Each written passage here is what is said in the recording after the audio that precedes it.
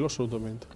Allora, ridò la parola, anzi do la parola a Pontelli come economista. Si configura una situazione di che tipo secondo lei? Perché c'è dato di fatto che certi provvedimenti, perché dovevano essere presi a un certo punto, poi dico anche giustamente un certo turnover delle cose deve esserci.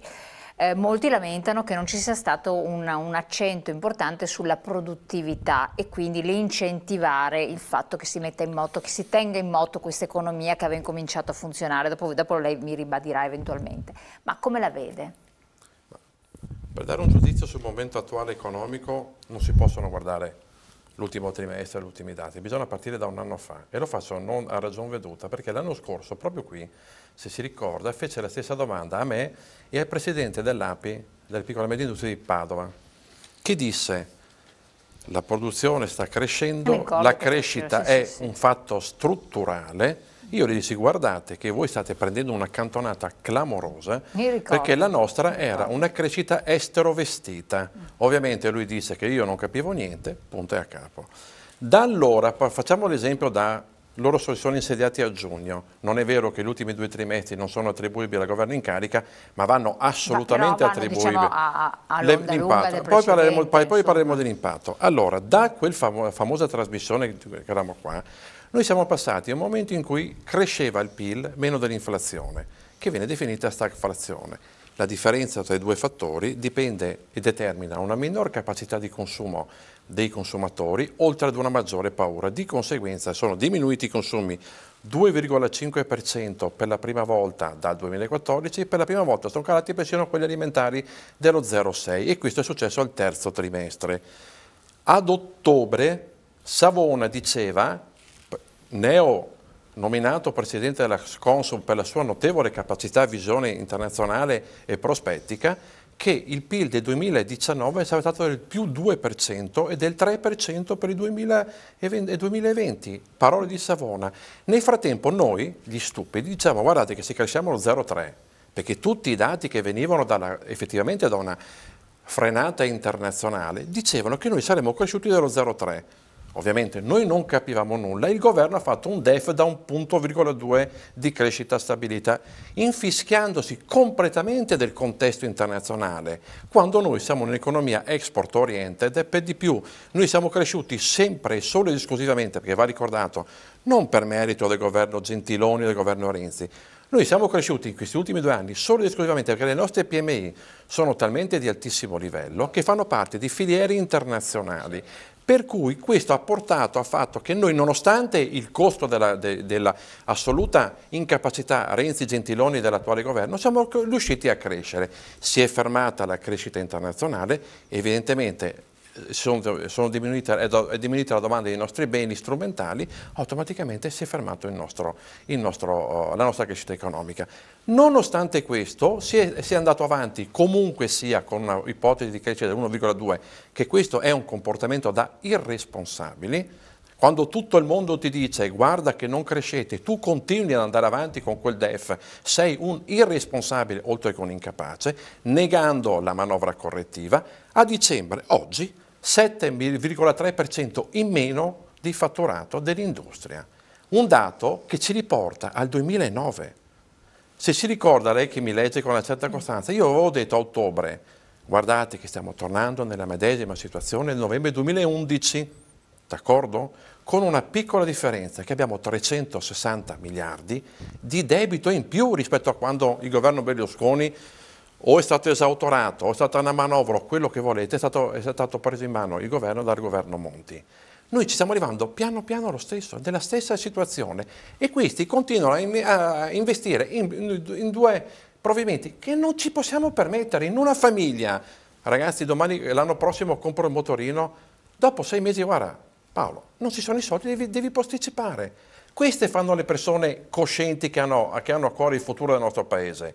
Invece, perché c'è un vincolo di mandato, c'è un vincolo elettorale, siete stati votati per quello, adesso ci troviamo in una situazione che voi varate delle manovre a deficit e non abbiamo le risorse per la spesa corrente, perché quello che non vi dicono non è che il problema della manovra aggiuntiva sia legata al reddito di cittadinanza o alla quota 100, quelli sono a deficit, quelli non vengono toccati, mancano i soldi per la spesa corrente. Noi stiamo andando in crisi di liquidità Tanto è vero che i piccoli geni hanno cominciato a parlare, utilizziamo l'oro, non utilizziamo l'oro, la Banca d'Italia. No, quelle sono state battute perché hanno lasciato il tempo che trovavano, poi ha smentito tutto. Chi quello l'ha del smentita? discorso.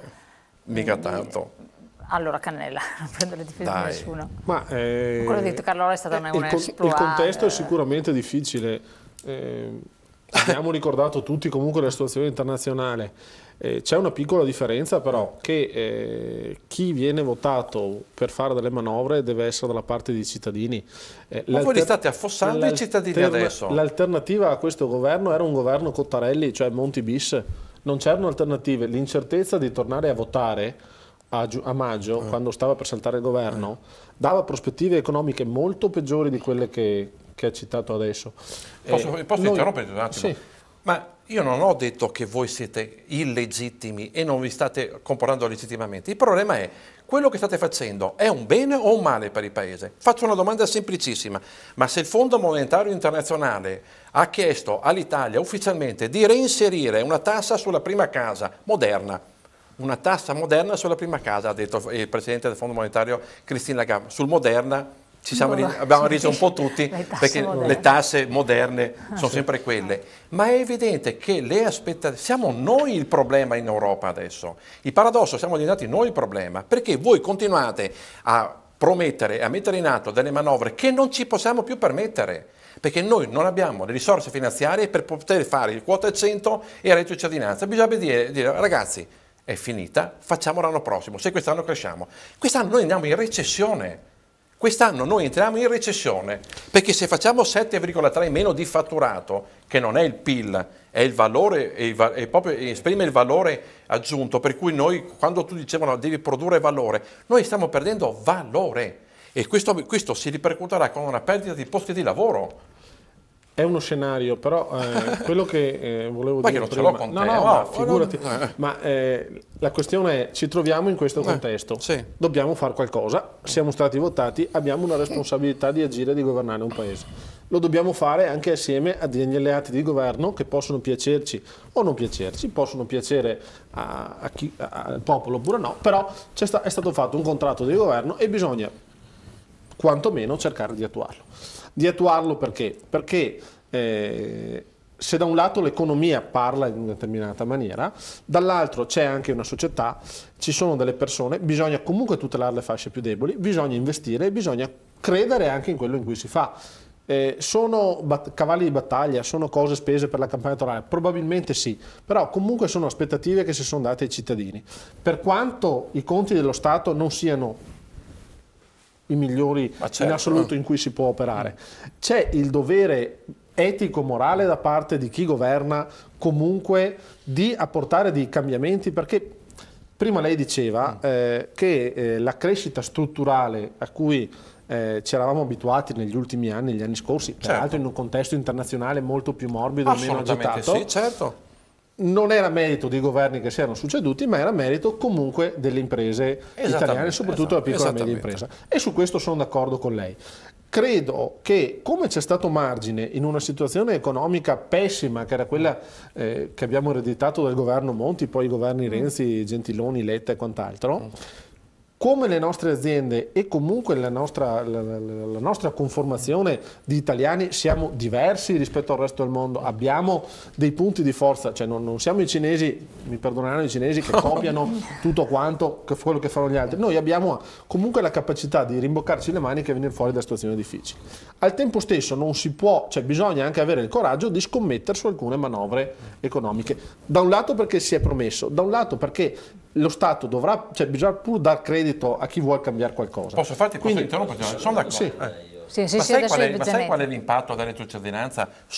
Perché uno dei mantra dei famosi Borghi e Bargnai, che sono il problema del governo, il problema, è quello, l'ha detto Borghi in una televisione, sembrava sentire un bambino di 10 anni, ma il pensionato si compra un motorino, d'accordo, per giustificare. L'impatto del reddito di cittadinanza è, adesso lui ti dirà la cifra, è lo 0,1% sul PIL. Cioè noi facciamo 22 miliardi di debito per avere un incremento del PIL dello 0,1. Quanti sono? 3 miliardi? È meno. È meno di 3 miliardi. Questo è l'effetto. Se io dovessi governare il bilancio della mia famiglia, cercherei di spiegare che non ci sono i soldi, e non è che facendo debito adesso io spero che il motorino vada bene, perché non ci sono, perché questi debiti non è che poi, come dice qualcuno dell'altra parte dei vostri alleati, con un clic vanno cancellati. Questi debiti restano e li pagheremo noi, tanto è vero che l'ultima emissione abbiamo pagato al 3,93. Guardi, E la Spagna paga l'1,2. Lei giustamente fa l'esempio della famiglia, per dire io gestisco il reddito della mia famiglia. Io non sono un economista, bene o male mi gestisco i conti di casa, di lavoro e quant'altro, però come tutti. Però giustamente quando si è in famiglia, tra marito e moglie si può non andare d'accordo o andare d'accordo, ma quando la controparte vuole una cosa o si litiga e si divorzia. E questo comunque sarebbe, e questo sarebbe il male del paese. Cioè, adesso pensare di far saltare il governo perché i 5 Stelle insistono e vogliono la cittadinanza c'è una domanda che però ha messo è un dato ancora peggiore. Cioè, lei prima diceva, ed è difficile darle torto, che c'è un bisogno che non è nemmeno tanto nascosto in questo paese di chi chiede la cosa più, in Costituzione addirittura, insomma, lavoro, perché attraverso la dimensione del lavoro si crea la dignità della persona. Allora la domanda viene spontanea, ma se volevate creare lavoro, visto che usate 22 miliardi in debito, non potevate questi 22 miliardi darli agli investimenti pubblici e privati per far ripartire il lavoro? Guardi, perché se io, finisco il ragionamento, se io appunto sono un buon padre di famiglia e non voglio buttare i soldi dalla finestra, posso immaginare che devo, quei pochi che ho, metterli in una dimensione che mi possano produrre a latere una ricchezza. Questa ricchezza si chiama lavoro. Come avviene il lavoro lo insegna il primo esame di economia facendo gli investimenti, che in questa manovra non ci sono, addirittura sono stati ridotti rispetto all'altra manovra che fece il governo precedente a voi. Non solo, non si agisce nemmeno nella domanda interna. Lei sa bene che il nostro è un paese manifatturiero. Che significa? Significa che il 70% di quello che produciamo viene poi venduto e acquistato all'interno del nostro mercato italiano. Ora, se i lavoratori dipendenti, i pensionati e non solo non hanno di che campare, mi spiega come fanno a comprare le merci che poi le nostre imprese producono? Aggiungo di più, si è fermata anche l'export, sì, qui siamo entrati in una dimensione più complessa perché riguarda la guerra dei dazi, riguarda la Brexit sotto l'aspetto europeo con l'Inghilterra, sono aspetti che, come dire, che ci toccano dal vivo, ma la cui responsabilità certo non è del governo giallo-verde. Tuttavia anche quello era una cosa che bisognava prevedere, perché non era così, è arrivata come può arrivare un terremoto senza nessuna preavviso. È da circa 10-11 mesi che è nata questa grossa guerra dei dazi, non solo, ma sulla questione anche della Brexit, di cui impatti ancora non sono ben chiari, non è che non si sapeva. Quindi io penso che quella cifra in debito doveva essere utilizzata per fare altro tipo di manovra espansiva, soprattutto in un momento in cui era risaputo che la nostra economia non è vero che è uguale per tutti i paesi europei, noi siamo il fanalino di coda, la previsione nostra è di una crescita tra lo 0,1 e lo 0,2, la Spagna, ma non perché sono innamorato della Spagna, faccio solo un esempio, quest'anno la danno in crescita al 2,7. Capisci che tra lo 0,2 e il 2,7 c'è una bella differenza? Se si va a vedere le politiche economiche che ha attuato la Spagna negli ultimi 5 anni, capirà che non c'è niente di casuale sotto l'aspetto della crescita, perché i loro investimenti nel sistema pubblico e nel sistema privato sono stati mirati e hanno prodotto i risultati di una ecco, io pongo l'obiezione, adesso non so però se i governi precedenti hanno in qualche modo aiutato le imprese e tutto sommato noi non abbiamo visto queste grandi assunzioni, poi conosciamo le imprese, non sono queste virtuosità, perché guardano i propri interessi. Ma lì c'è il problema della tassazione, no? Questo è l'altro grande problema italiano. Forse bisognava agire sulla tassazione, ma non aiutare sempre le imprese e i lavori pubblici che tutto sommato... Allora, la tassazione è l'altro grande come dire, tallone d'Achille. Se noi non agiamo su più fronti contemporaneamente, le imprese per poter assumere hanno bisogno di due cose, di una tassazione che sia favorevole, e perché sia favorevole bisogna mettersi in testa che bisogna colpirla l'evasione fiscale. Le do un esempio che ormai è quasi una battuta per me. Allora, è previsto nel reddito di cittadinanza che chi fa il furbo si prende 2 anni di carcere. Benissimo. Lei lo sa, se viene acclarata un'evasione fiscale oltre i 3 milioni di euro, che succede? Niente. Niente. Questo non è un paese normale, perché se viene punito chi prende i 780 euro ed è falso, perché ha fatto una dichiarazione mendace e viene scoperto, fa fino a 2 anni ipotetici di carcere, chi evade in questo paese non finisce in galera. C'è qualcosa che non va, perché allora capisce che c'è una sproporzione. Allora, io penso che un governo debba guardare l'insieme delle situazioni, occuparsi della questione dello sviluppo, delle infrastrutture, degli investimenti, contemporaneamente sulla tassazione per facilitare chi produce il lavoro. Bene ha fatto a ricordare prima l'economista, piccole e medie imprese sono l'ossatura portante di questo paese. Se tu le colpisci, prima o poi il problema... esatto. Guardi, io sono assolutamente d'accordo con lei quando dice che bisogna favorire gli investimenti. Tradirei la mia etica morale di Veneto se dicessi il contrario. Noi siamo quelli che si alzano alle 7 della mattina, si rimboccano le maniche anche prima. e anche prima, alle 7 magari siamo già in capannone o in ufficio a lavorare, certo. E che finché non è finito la sera non andiamo a casa. Di certo è evidente che noi in questo momento siamo ancora il motore del paese, la nostra mentalità, però ci troviamo in un paese che dobbiamo tirare avanti assieme a tutto il resto dei vagoni che ci sono, no? Insomma, sul treno. Gli investimenti non vi buttino giù, però, perché altrimenti... gli investimenti pubblici o privati, sì, però io sono giovane ma sono leghista da più di 10 anni, ricordo quando parlavamo di altri temi più magari secessionisti o comunque autonomisti spinti, che allora venivamo criticati perché volevamo lasciare indietro tutto il resto del paese, perché noi dopo alla fine la critica da una parte o l'altra arriva sempre.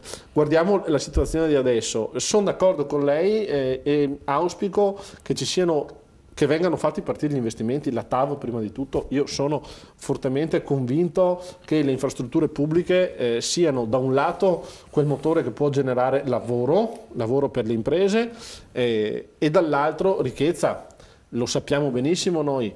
Oggi i maggiori cantieri italiani sono aperti qua in Veneto, parlo ad esempio della Pedemontana, la Pedemontana che nel nostro territorio dovrebbe portare dei grandi benefici quando sarà aperta. Da quanti anni si parla di Pedemontana? Quello su cui bisogna intervenire a lato però degli investimenti, quindi le politiche economiche, e sono le politiche di semplificazione. Guardiamo le nostre imprese. Abbiamo detto prima che le piccole e medie imprese del nostro territorio sono un modello e sono quelle che in questi anni ci hanno consentito di non finire nel baratro. A un imprenditore deve essere messo in condizione di poter lavorare e fare il suo lavoro, come tutti. Se si appesantiscono imprese, ma anche gli stessi uffici pubblici, cioè quando il sistema burocratico appesantisce, questo incide sull'investimento, sul costo. Perché gli altri stati, le altre situazioni internazionali riescono a vedere i lavori, gli investimenti, le opere fatte prima, fatte in minor tempo, magari a costi inferiori? Perché? Beh, sicuramente sui costi, perché non ci sono caricati i costi a burocrazia. Sappiamo, io faccio l'amministratore locale, un'opera pubblica fatta dal pubblico, da un semplice comunello, costa quasi il doppio che fare lo stesso lavoro da un privato, perché sopra c'è tutto un carico di costi, di burocrazia, di appalto, che poi incidono sul costo dell'opera, che la fanno costare quasi il doppio e raddoppiano, forse anche di più, raddoppiano i tempi di esecuzione. È evidente che bisogna intervenire anche su quello. Su questo sono d'accordissimo con quello che dice lei. Ereditiamo però una situazione pesante. Però mi credo, le cose si fanno man mano, cioè purtroppo nessuno di noi ha il cilindro, nessuno di noi ha il coniglio da tirare fuori dal cilindro. Ci sono dei modelli gestionali che funzionano, nel territorio abbiamo dimostrato comunque di saper governare. Credo che l'esempio virtuoso di buon governo della Regione del Veneto sia un esempio che vogliamo e che dobbiamo esportare a livello statale, sapendo che lo Stato da gestire per tutte le sue peculiarità non è la Regione del Veneto e che gli italiani non sono i veneti, per quanto non voglio fare differenza. Sì, gli do la parola di nuovo un attimo, solo che sembriamo la pubblicità, perché sennò pubblicità pochi secondi, poi torniamo qua in studio.